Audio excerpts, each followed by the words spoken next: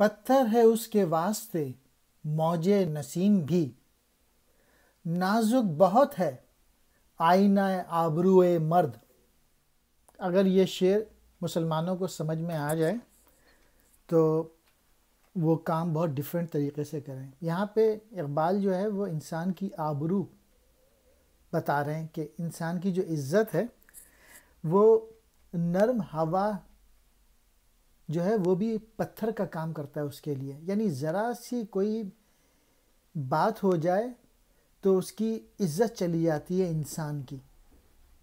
انسان کی جو عزت ہے وہ ٹوٹ پھوٹ کے ریزہ ریزہ ہو جاتی ہے، آئینہ کی طرح نازک ہوتی ہے انسان کی عزت، اور اس عزت کو برقرار رکھنے کے لیے انسان کو آنیسٹی یعنی ایمانداری اور انٹیگریٹی سے ہر وقت کام لینا چاہیے۔